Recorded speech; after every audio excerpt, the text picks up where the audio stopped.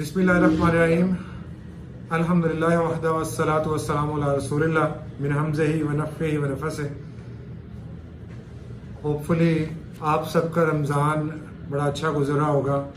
इस रमज़ान की रूटीन में ज़ाहिर बात है वर्किंग भी चल रही होती है साथ साथ, तो वक़्त निकालना बड़ा मुश्किल था।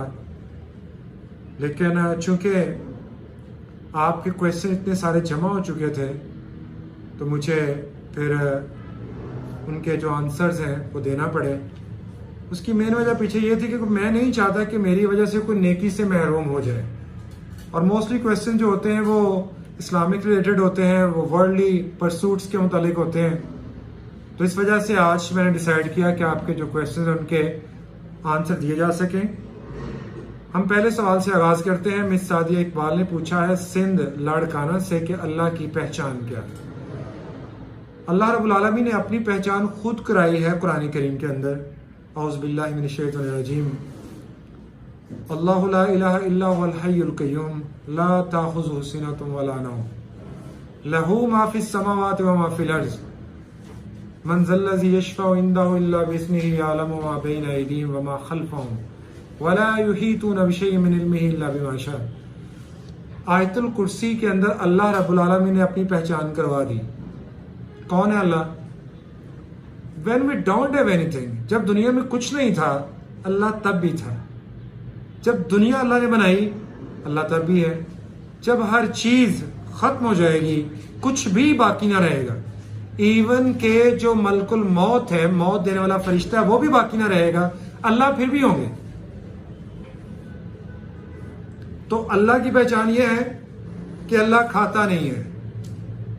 कुल हु अल्लाहु अहद अल्लाहु समद लम यलिद वलम यूलद वलम यकुल लहु कुफुवन अहद।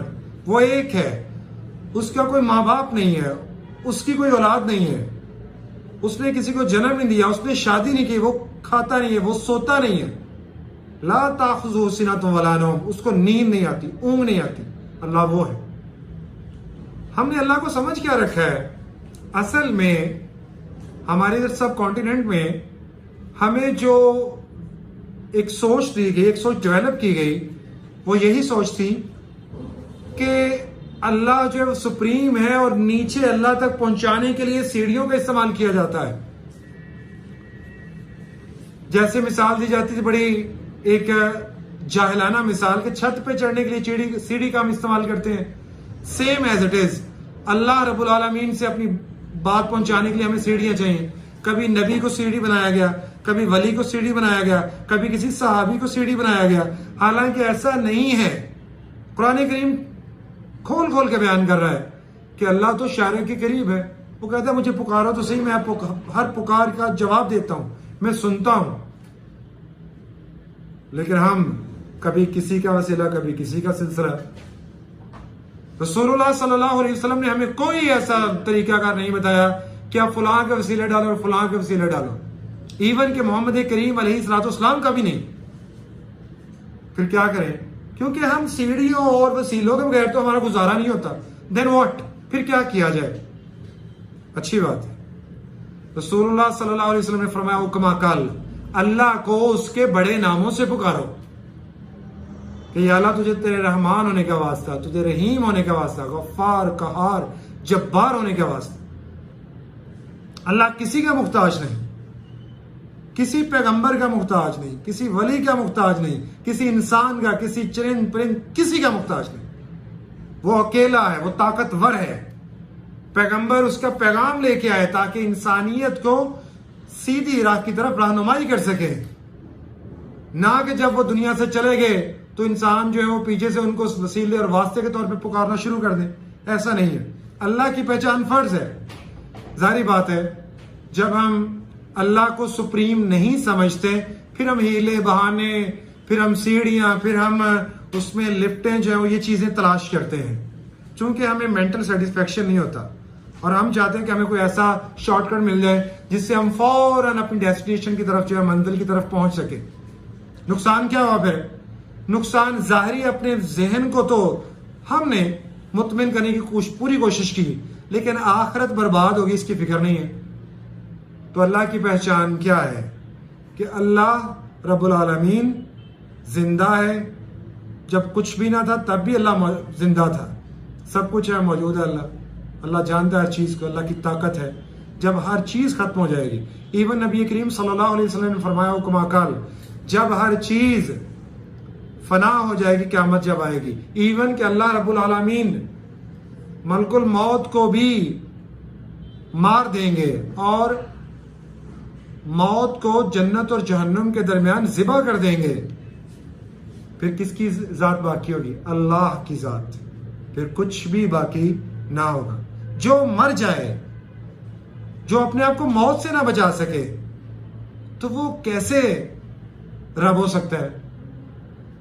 वो कैसे मुश्किल कुशा हो सकता है? वो कैसे दाता हाजित रवा हो सकता है? ये अल्लाह है कि जो जिसके ऊपर मौत नहीं आनी, जो सोता नहीं है। हर चीज, इवन के एक पत्ता भी झड़ता है अगर दरख्त से नीचे, तो वो अल्लाह के इल्म में होता है। तो आपके सवाल का ये जवाब है कि अल्लाह की पहचान यही है कि वो सबसे सुप्रीम है, वो ताकतवर है, उसी का हुक्म चलता है और उसका कोई शरीक नहीं, उसका कोई सानी नहीं है। आफ्ताब अहमद ने सगोदा से पूछा है, शिर्क किसे कहते हैं? वजाहत फरमा दें। वक़ाल अल्लाह ताला फिल कुरान मजीद, इन्ना शिर्क लज़ुल्मुन अज़ीम। बड़े बड़े जराइम है हमारी सोसाइटी में, कत्ल करते हैं लोग, चोरी करते हैं, डाके मारते हैं, जुल्म करते हैं, हक खाते हैं। लेकिन अल्लाह ने उन जराइम को बड़े जुराइम में शुमार किया कुछ को, लेकिन जो सबसे बड़ा जुर्म, जो सबसे बड़ा जुल्म, वो शिर्क को कहा। शिर्क है क्या? अल्लाह के मुकाबल किसी को खड़ा कर देना। कुछ लोग कहते हैं जी हम तो खड़ा नहीं करते, हमने तो ऐसा कुछ नहीं किया, हम तो मांगते अल्लाह से ही हैं। जैसे एक बड़ा दिलचस्प वाक़या आपके साथ शेयर करता हूं। मेरे एक दोस्त, वो कहने लगे कि मैंने अपने वालिद को बड़ी तबलीग की और मेरे वालिद जो है अल्हम्दुलिल्लाह अब तो हिदी हो चुके हैं। अच्छा, मैंने कहा कि आपके वालिद को आज टेस्टर लगा लेते, चेक कर लेते हैं कि वो तो हिदी हुए हैं या अभी तक वही वो सारे वो शिरक और तौहीद गुटमुट है। तो कहते हैं चलें जी। उनके वालिद से बातचीत हुई, मैंने कहा कि अल्लाह की ताकत क्या है? कहने लगे अल्लाह, अल्लाह तो सबसे बड़ा है, वो सबसे सुप्रीम है, उसी की ताकत है, उसी ने हर चीज़ बनाई और सारे इख्तियारात उसी के हैं। सारी बातें जब हो गई ना, फिर मैंने कहा क्या नबी करीम सल्लल्लाहु अलैहि वसल्लम वो भी अख्तियार रखते हैं? अल्लाह की सिफात में से कोई सिफत रखते हैं कि वो जैसे अल्लाह औलाद देता है, क्या वो दे सकते हैं? जैसे अल्लाह मुश्किलात हल करता है, वो कर सकते हैं? जैसे अल्लाह मुसीबतों से निकालता है, वो कर सकते हैं? कहने लगे, वो बुजुर्ग क्या कहने लगे? कहने लगे नहीं, वो तो कर ही सकते हैं। तौहीद में चीजें गुडमुड नहीं की जा सकती। ट्रांसपेरेंट एक फेथ से जो है वो अल्लाह के सामने प्रेजेंट करना होगा। और अल्लाह ने कह दिया इन्ना शिर्क लज़ुल्मुन अज़ीम, सबसे बड़ा जुर्म यह है। सूरह हज में क्या कहा? या अय्युहन्नास ज़ुरिबा फस्तमिउ लहु इन्नल लज़ीना तदऊना मिन दूनिल्लाहि लन यख्लुक़ू ज़ुबाबा वला यस्तमऊ लहु व इन यस्लुबहुम ज़ुबाबु शय'अन ला यस्तनकिज़ूहु मिनहु ज़ौफ़त तालिब वल मतलूब। अल्लाह ने कहा मैं एक एग्जाम्पल दे रहा हूँ कि ये जो सारे तुमने बना रखे ना, फलां औलाद देता है, फलां बारिश देता है, फलां बेटा देता है, फलां बेटियां, फलां कुर्सी देता है, फलां इज्जत देता है, ये सारे इकट्ठे हो जाएं तो ये एक मक्खी पैदा नहीं कर सकते। एक मक्खी, very simple creature we have, एक छोटी सी मखलूक, और एक मक्खी की वजह से एक बंदा जहन्नुम में चला गया। कैसे? दो नौजवान जा रहे थे, एक जगह गुजर रहे थे, तो उस इलाके में रास्ते में एक पहाड़ आता था, उस पहाड़ के दरमियान एक दर्रा था, वहां से जब गुजरना होता तो जो भी गुजरता वहां एक बुत उन्होंने रखा था। वो कहते इसके ऊपर एक चढ़ावा चढ़ाना है आपने, अगर आप नहीं चढ़ाएंगे तो हम आपको कत्ल कर देंगे। वो दोनों मुसलमान थे, दोनों गए, उन्होंने कहा जी ये तो करना पड़ेगा। उन्होंने कहा हमारे पास कोई ऐसी चीज नहीं जिससे हम चढ़ावा चढ़ा सके, हम क्या करें? उन्होंने कहा एक मक्खी लें, आप उसको पकड़े मारे और इसके ऊपर चढ़ा दें, आपको चढ़ावा हो जाएगा। एक डर गया, उसने मक्खी पकड़ी, मारी और उस बुत के ऊपर चढ़ा दी। नबी करीम सल्लल्लाहु अलैहि वसल्लम ने फरमाया कि मुझे जिब्राइल अलैहिस्सलाम ने बताया कि जिसने वो मक्खी चढ़ा दी मारकर मौत के डर से, वो जब मरा तो अल्लाह की जहन्नुम में गया, एक मक्खी की वजह से। दूसरा, उसने कहा मैं मौत कबूल कर लूंगा लेकिन मैंने ये शिरकी अमल नहीं करना। उसने मक्खी नहीं चढ़ाई, उन्होंने उसको पकड़ा, उसको शहीद कर डाला। रसूलुल्लाह सल्लल्लाहु अलैहि वसल्लम ने फरमाया मुझे खबर दी गई जिब्राइल अलैहिस्सलाम के जरिए कि जिसने कहा कि मुझे मौत कबूल है, जो शहीद हो गया उसको अल्लाह ने अपनी जन्नत में दाखिल किया।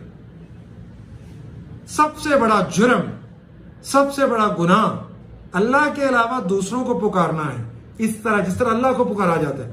कुछ लोग ना बड़ी अजीब सी फजूल सी दलाल लेते हैं कि भाई जी हम जब किसी को जरूरत की बात करते हैं, मुझे ये पैसे चाहिए, मुझे ये फलां चीज चाहिए, तो फिर हम उससे तो रिक्वेस्ट ही कर रहे हैं, हम उससे पुकार ही रहे हैं। ये नहीं है, ये असबाब हैं, ये इख्तियार किए जा सकते हैं। जो हमारे नबी ने किए वो हम कर सकते हैं। हमारे नबी ने अलैहिस्सलाम जिहाद पर नहीं मांगा। आपने जंगों के मौके पे सहाबा से नहीं कहा अपना माल लेके आओ, आज जरूरत है, घोड़े कुछ लेके गए, कुछ खजूरें मेहनत करके बाग में वो लेके गए, कुछ पैसे लेके गए, कुछ सोना चांदी लेके गए। असबाब अख्तियार किया जा सकते, लेकिन वो असबाब जो सिर्फ अल्लाह से हमारे रिलेटेड हो सकते हैं वो किसी और से नहीं लगा एहसास। और इसके ऊपर अल्लाह ने कोई माफी नहीं रखी। इन अल्लाह ला यगफिरु अन युश्रका बिही, अल्लाह ने कहा मैंने माफी नहीं करना। ला अरबी दान जानते हैं, ला उस वक्त यूज होता है कि जब कोई हल्की फुल्की भी फ्लेक्सिबिलिटी ना हो माफी की। अल्लाह ने कहा मैंने माफ नहीं करना, बख्शना नहीं है। अन युश्रका बिही, जिसने मेरे साथ शिर्क किया, वयगफिरु मा दूना ज़ालिका लिमन यशा, इसके अलावा जिसे चाहूं मैं माफ कर दूं। तो शिर्क ये है कि अल्लाह के अलावा नबी अलैहिस्सलाम किसी भी नबी को पुकारना कि वो अल्लाह के बराबर है, तो ये शिर्क है। नबी करीम सल्लल्लाहु अलैहि वसल्लम का या किसी और पैगंबर का वास्ता वसीला अल्लाह को देना ये जायज नहीं है। अल्लाह को वास्ता दिया जा सकता है, कौन सा दिया जा सकता है? जो हमारे नबी अलैहिस्सलाम ने बताया हमें कि अल्लाह को अल्लाह रब्बुल आलमीन के बड़े नामों से पुकारो।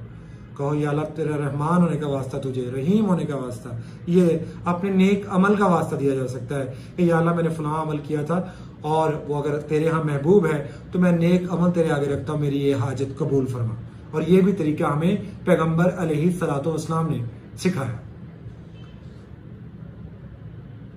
अगला सवाल है हमें मोहम्मद कलीम मोहम्मद नुमान ने समुंदरी जिला फैसलाबाद से पूछा, क्या एक आम मुसलमान भी अपने किसी अजीज का जनाजा पढ़ा सकता है या नहीं?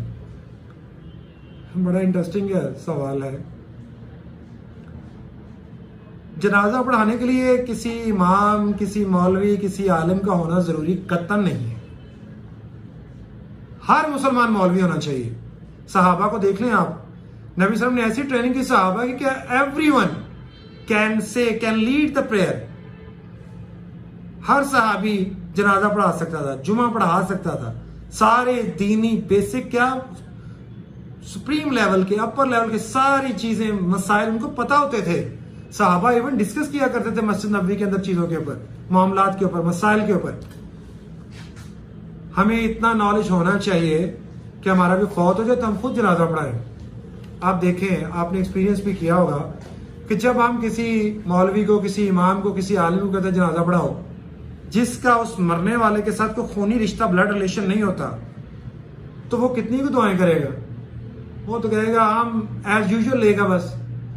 और अगर उस मरने वाले का बेटा वो जनाजा पढ़ाए, जितनी दर्द उसके अंदर होगी वो किसी दूसरी मौलवी, किसी इमाम के अंदर नहीं होगी। और जिस दर्द से वो दुआ करेगा, जैसे रसूलुल्लाह सल्लल्लाहु अलैहि वसल्लम जहरी जनाजा पढ़ा रहे, जहरी सिरी दोनों तरह जायज है, पढ़ा रहे थे, तो आपने इतनी दुआएं की उस मैयत के लिए कि एक सहाबी कहते हैं बाद में कि मेरा दिल किया कि काश इस मरने वाले की जगह मैं मरा होता, जितनी दुआएं रसूलुल्लाह सल्लल्लाहु अलैहि वसल्लम ने की, मेरा तो जन्नत में चला जाता। तो दुआएं करना ये सीखना होगा सब कुछ। जितना दर्द के साथ हम पढ़ा सकते हैं कोई और नहीं पढ़ा सकता।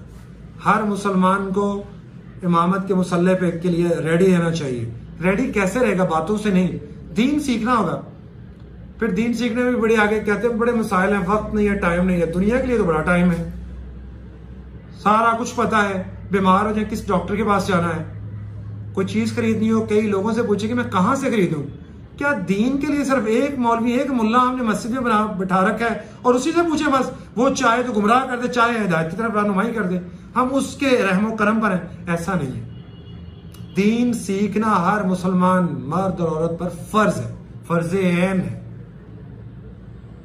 इसके बगैर गुजारा नहीं होगा, वरना फिर यही कुछ चलेगा जो हमारे सब कॉन्टिनेंट में चल रहा है।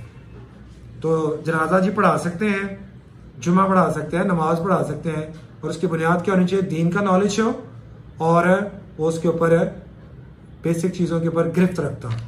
अगला सवाल है हमारा, हमें मौसूल हुआ है और क्वेश्चन आंसर के हवाले से if you want to ask any question, कोई सवाल पूछना चाहते हैं तो उसमें मैंने अपना ईमेल एड्रेस गायब कर देता रहता हूँ, qudusabdul26@gmail.com। व्हाट्सएप के ऊपर 00923217478219। गुलशेर खान ने एबटाबाद से पूछा है, फौत हो जाने के बाद मरने वाले को इसाले सवाब कैसे किया जा सकता है? उसमें नबवी तरीका जो है वो बता दें। तो उसमें उन्होंने साथ ये भी पूछा है कि रसूलुल्लाह सल्लल्लाहु अलैहि वसल्लम का तरीका बताना है आपने भाईजान। जी बिल्कुल, आपको नबी सल्लम का तरीका बताएंगे। रसूलुल्लाह सल्लल्लाहु अलैहि वसल्लम ने फरमाया, एक बंदा जब दुनिया से चला जाता है तो 3 तरीके हैं जो उसको कब्र में सवाब मिलता है, इसके अलावा कोई तरीका चौथा नहीं बताया। कौन से 3 तरीके? नंबर 1, फरमाया जो मरने वाला है उसकी औलाद पीछे हो, वो उनको दीन सिखा के गया, वो नमाज पढ़ती रहे, नेक काम करे, इसको कब्र में सवाब मिलेगा। नंबर 2, फरमाया जो मरने वाला है उसने अपनी जिंदगी में किसी को दीन की तबलीग की, दीन का इल्म दिया, चाहे थोड़ा बहुत ही, जब तक वो बंदा उसकी कही हुई बात पर अमल करता रहेगा, इसको कब्र में सवाब पहुंचता रहेगा। और तीसरा तरीका, फरमाया जो मरने वाला है उसने अपनी जिंदगी में पब्लिक वेलफेयर के लिए कोई जायज काम कर गया, जैसे लोग हॉस्पिटल बनवा देते हैं, लोग पानी का वाटर प्लांट लगा देते हैं, कोई मदरसा बना देते हैं, कोई स्कूल बना देते हैं, कोई ऐसी चीज जिससे लोगों को जायज फायदा पहुंचे, फरमाया ये इसको कब्र में सवाब मिलेगा। इसके अलावा चौथा कोई तरीका नहीं बताया गया इस साले सवाब का। यहां तो बड़े तरीके राइज हैं। यहां तो कहता है मेरी नाक कट जाएगी अगर मैंने खत्म ना दिलाया। यहां तो कहता है अगर खानों में मैंने खत्म के मौके पे मरने के बाद मैंने ये चीजें ना अवेल की तो लोग क्या कहेंगे, इतनी जायदाद इसका बाप छोड़ के गया था और इसने पीछे से ये भी नहीं किया। नबी ने तो ये तरीका नबी सल्लम से तो साबित नहीं है। आपने तो 3 तरीके जो बताया उनमें तीसरा तरीका ये दूसरा या पहला नहीं है। नबी की जिंदगी में आपके बेटे फौत हुए, आपकी बेटियां भी दुनिया से गईं, आका अलैहिस्सलाम ने ऐसा कोई अमल नहीं किया जो इस्लाम के मुखालिफ हो। तो क्यों हम इन वक्ती मुल्लाओं के जहन्नुम भरने के लिए अपनी आखिरत को बर्बाद किए जा रहे हैं? हम समझते हैं कि हमारा जो बंदा है वो कब्र में चला गया, मौलवी आज जो है वो खत्म पे आए हैं, इन्होंने ये दुआएं की, ये किया, वो किया और काम होके हमारा बंदा बख्शिया गया, बस इतने सारे रिश्तेदार जमा कर लिए, ये सारा कुछ।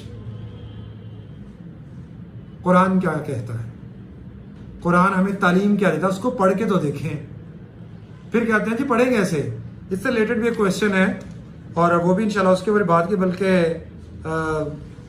नेक्स्ट क्वेश्चन के बाद वो आ रहा है तो मैं उसको पहले ही ले लेता हूं। ये हमें मल्टीपल व्यूअर्स ने पूछा कि तफरकाबाजी से बचने के लिए हमें क्या करना चाहिए। कोई जो बरेलवी है बरेलवियत की तरफ खींचता है, देवबंदी उसकी तरफ, अहले हदीस उसकी तरफ, शिया उसकी तरफ, हम किधर जाएं, क्या करें? बड़ा अच्छा सवाल है आपका। अच्छा, मुझे मेरा काउंटर क्वेश्चन है, क्या अल्लाह के यहाँ ये कह के हम जान छुड़ा सकेंगे कि अल्लाह मुझे तो फलां फिरके में था, फलां मौलवी ने गुमराह किया, फलां ने किया, तो मेरा क्या कसूर है? क्या माफी हो सकेगी? Simple question. क्या अल्लाह कह देगा ठीक है तुम तो गलती तुम्हें लगी, गुमराह तो तुम्हें किसी और ने किया था, फरिश्तों इसको जन्नत में दाखिल कर दो? ऐसा नहीं है, ऐसा हरगिज नहीं। फिरके क्यों बने? अगर हम अपने ही कंट्री की बात करें, चूंकि हमने दीन को प्रेफरेंस दी नहीं, हमने किसको प्रेफरेंस दी? अपनी जरूरियात जिंदगी। हमने दीन को सानवी हैसियत भी नहीं दी।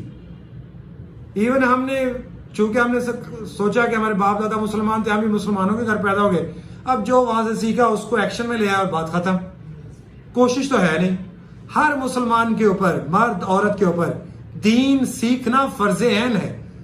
अगर नहीं सीखेंगे तो फिर यही जो तफरकाबाजी के मुख्तलिफ फिरकों के मौलवी हजरात है ये हमारे ऊपर मुसल्लत रहेंगे और इनकी दुकानदारी चलती रहेगी। इनकी दुकानदारी कैसे बंद हो सकती है? ये हमें दीन सीखना है। फिर यहाँ लोग यानी सब अशकालात, सवाल बड़े बड़े, खैर मैं वैरायटी समझता हूँ इस सवाल को। कहते हैं कि हम दीन सीखे, किसका तर्जुमा पढ़े? तर्जुमे तो इन्होंने अपने अपने किए हैं, फिर हम किधर जाएं?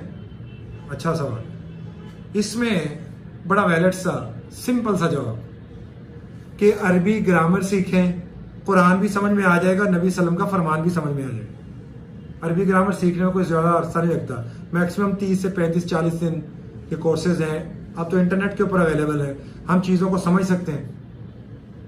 मैंने कुछ सीखी हुई है और उसके ऊपर मैं परख लेता होता हूँ चीज़ों को। मजीद भी इंशाल्लाह कोशिश करूँगा कि मैक्सिमम पे इसमें जा सकूँ, और उसका फ़ायदा ये होता है कि फिर आगे जो आपको किसी के तर्जुमे पढ़ने की ज़रूरत नहीं, आप डायरेक्ट अरबी से जो है वो सीख सकते हैं। और यहाँ मुख्तलिफ फिरके क्या कहते हैं कि फलां आलिम के बगैर कैसे बात की जा सकती है।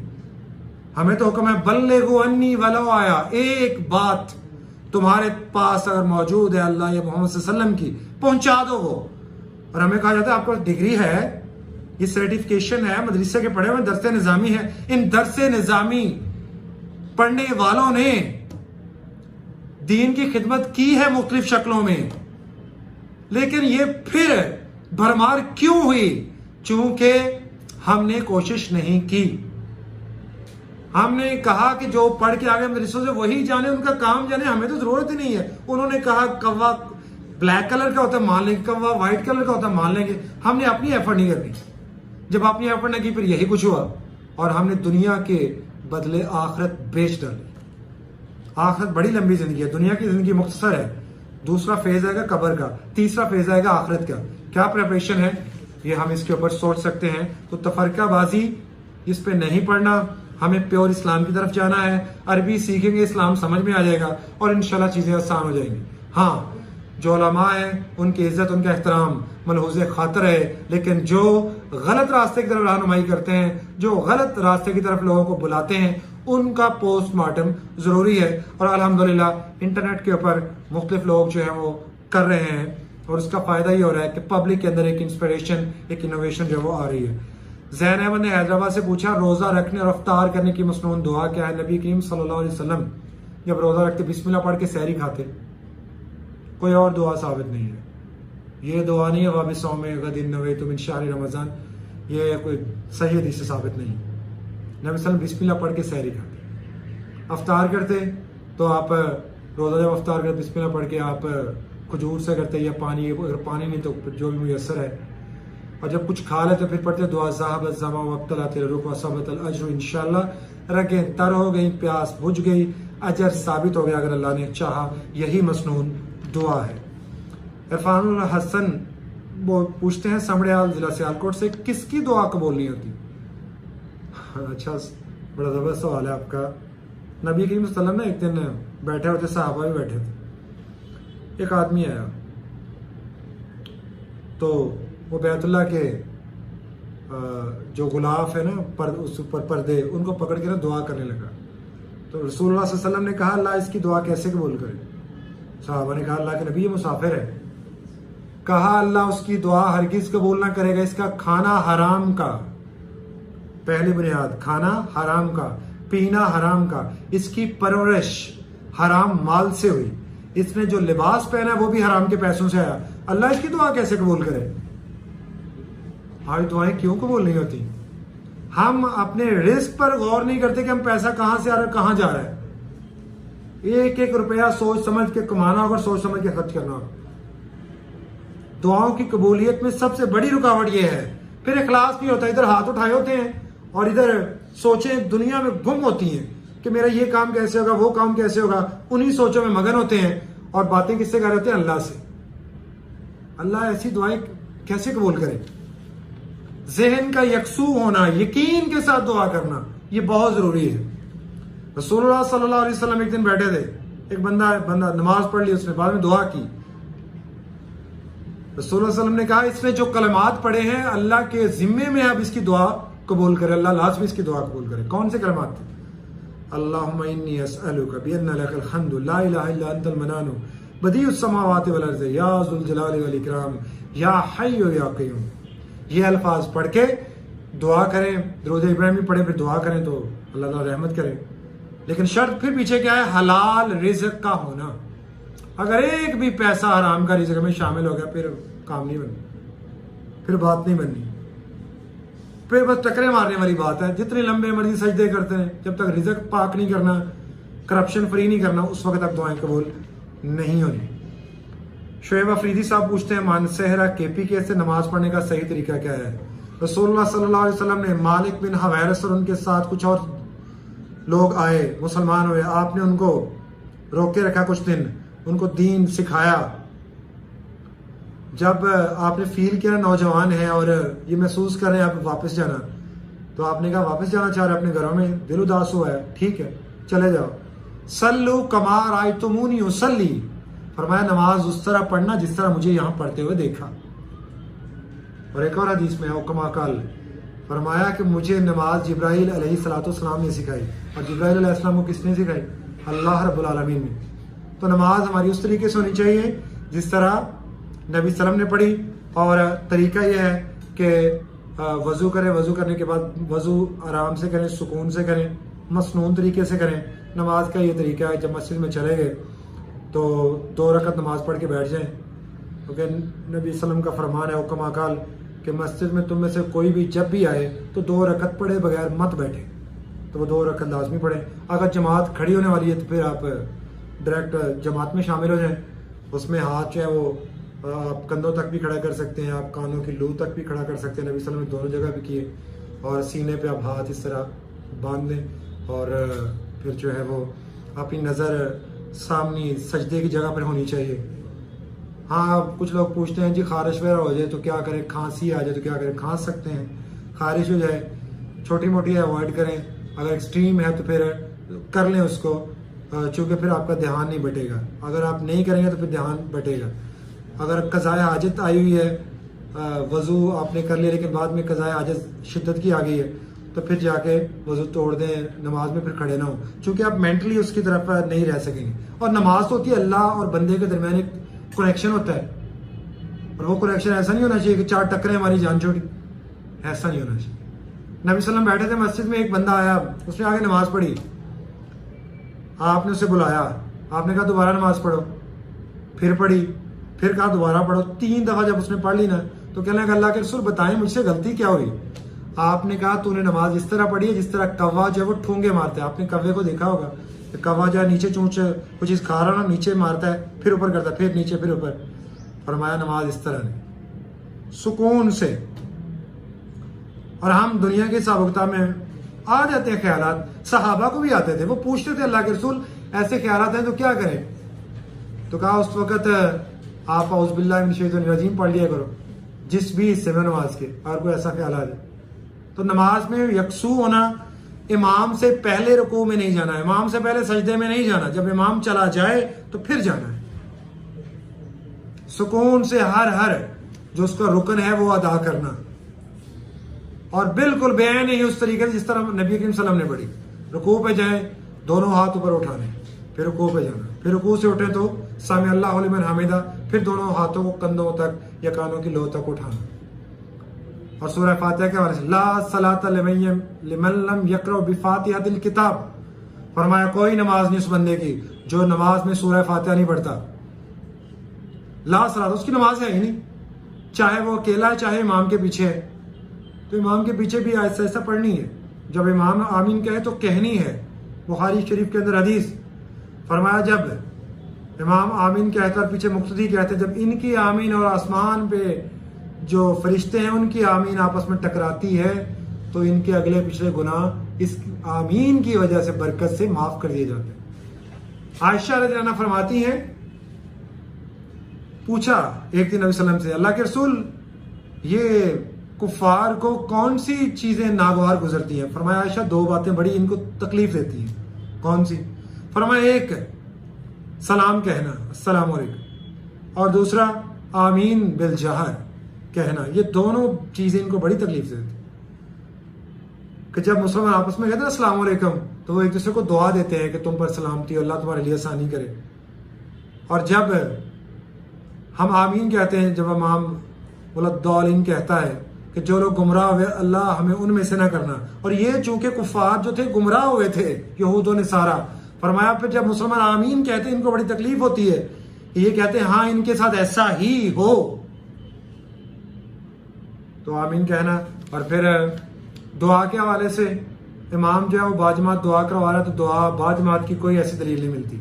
आप इंडिविजुअल अपनी दुआ कर सकते हैं, इंडिविजुअल दुआ मांगे जो भी अपने अल्लाह से मांगनी है। जो कलिमात मैंने थोड़ी देर पहले बताए थे वो पढ़े, उसके बाद दुरूद इब्राहिमी पढ़े, दुआ मांगे। इवन कि एक साहबी ने तो पूछा अल्लाह के रसूल मैं क्या चीज काफी होगी मेरे लिए दुआ में? आपने कहा दुरूद पढ़ा कर। कहने लगा मैं बहुत पढ़ता हूँ। आपने कहा और ज्यादा कर दे। यहां तक कि वो कहने लगा कि अल्लाह के नबी मैं सिर्फ दुरूद ही ना पढ़ लिया करूं। आपने कहा तू सिर्फ दुरूद पढ़ ले, तेरे सारे मामला तो अल्लाह आसान कर देगा। तुझे दुआ में ये भी कहने की जरूरत नहीं पड़ेगी या अल्लाह मुझे ये दे फलान, यानी सिर्फ तू दुरूद इब्राहिमी की कसरत कर ले। तो ये दुआ का तरीका, यकीन के साथ दुआ करना। हमारा अगला सवाल है और आखिरी सवाल है आज का हमारा। हैदर अली ने इस्लामाबाद से पूछा है। मैंने सवाल तो और भी काफी लोगों के हैं, मैंने कुछ मल्टी सवाल जो थे वो मिलते जुलते सिमिलर थे उनको इकट्ठा किया और सारे लोगों के नाम मेंशन नहीं कर सका, लेकिन जो मेन जिन्होंने पूछा था उनके नाम मैंने मेंशन कर दिए। तो हमारा आखिरी जो सवाल है वो है क्या इस्लाम में टो लगाना, जासूसी करना कैसा है? हैदर अली इस्लामाबाद से पूछते हैं। हमारे ना मुआशरे में औरतों को तो जो कम इलम है या दीन का इलम नहीं रखती या आदत से मजबूर हैं, वो टो जासूसी इन चक्रों में पड़ी रहती है। कुछ मर्दों को भी आदत है खबर रखना, हालांकि उनकी जिम्मेदारी नहीं है, उनकी ये लाइबिलिटीज में रिस्पॉन्सिबिलिटी में शामिल नहीं है कि फलां की खबर रखी जाए फलां क्या कर रहा है, लेकिन वो रखते हैं। रसूलुल्लाह सल्लल्लाहु अलैहि वसल्लम ने फरमाया हुक्मा कल ऐब ना टटोलो, टो ना लगाओ, जासूसी ना करो। फरमाया बाज गुमान जो हम कर लेते ना किसी के बारे में, हमें बैठे बैठे गुमान कर लिया, फरमाया बाज गुमान गुनाह होते हैं। हम बैठे बैठे चीजों को एज्यूम कर लेते हैं कि फलां के बारे में यह फलां क्या है। अल्लाह वाले ऐसे नहीं होते, जिन्होंने दीन की समझ हो वो ऐसा नहीं करते, वो बैठे बैठे गुमान नहीं करते। वो बात का पता भी चल जाए तो उस बंदे की इस्लाह करने की कोशिश करते हैं, उसका डंडोरा नहीं पिटते। हाँ, उस बात को फैलाया जा सकता है जो मुसलमानों के लिए नुकसान का बायस हो। यानी एक बंदा जो आपके खिलाफ ये प्लानिंग करके बैठा आपको नुकसान पहुंचाना, इस तरह से पहुंचाना है, उस बंदे को एक्सपोज करना चाहिए। और एवं किसी की बेजा टो में लगे रहना, पता करो ये क्या करता है, ये कहां से माल कमाता है, ये काम क्या करता है, ये बैठता किनके पास है, ये उठता क्या है। भाई तेरा क्या कंसर्न है उनसे? अगर तेरा ब्लड रिलेशन है तू कर ले, अगर तेरा खूनी रिश्ता नहीं तो तुम्हें क्या पड़ी है। हाँ, किसी ने बेटे का रिश्ता करना, बेटी का रिश्ता करना, उसमें वो खबर ले सकता है, लेनी भी चाहिए कि अगले बंदे का दीन का लेवल कैसा है, वो खानदान कैसा है, वो अपना किरदार कैसा है, उसके अपने मामलात क्या है, ये पता चलाना चाहिए, वो जायज है। लेकिन आम रूटीन में हर बंदे की टो लगाना, ऐप पे टोलना, जासूसी करना, इस्लाम इसकी इजाजत है नहीं देता। तो ये है आज के सवाल। होपफुली अगर हम दीन को सीखें तो हम चीज़ों को ओवरकम कर सकते हैं। और ये जो तफरकाबाज है जिन्होंने 1.5 इंच की हर बंदे ने मस्जिद बना रखी है, इनके आराम से तबीयत साफ हो जाएगी और हमें सुकून कल भी मिल जाएगा। चूंकि इस्लाम यही हुक्म देता है, हर बंदा लीडर है, हर मुसलमान मुसल्ला इमामत पर खड़ा हो सकता है, हर मुसलमान निकाह पढ़ा सकता है, हर मुसलमान जुमा पढ़ा सकता है, हर मुसलमान जो दीनी मसाइल समझने के बाद बता सकता है, वो अपने बच्चों को, अपने अहले वयाल को, अपने रिश्तेदारों को दीन की तालीम के बारे में आगाह कर सकता है। बस शर्त यह है वो खुद पहले सीखे। और आसान तरीका मैंने बता दिया कि अरबी ग्रामर को सीखें, कुरान समझना आसान होगा, हदीस समझनी आसान होगी, जिंदगी आसान होगी। अल्लाह से दुआ है कि अल्लाह हमें सही मानों के अंदर कुरान और सुन्नत को समझने और उस पर अमल करने की तौफीक अता फरमाए। अल्लाह हमें जिंदा रखे तो ईमान की हालत में रखे और अल्लाह हमें आखिरत की फिक्र करने की तौफीक दे, हमारी गलतियां कोताहियां माफ फरमाए। टिल नेक्स्ट टाइम, इट्स अल्लाह हाफिज़।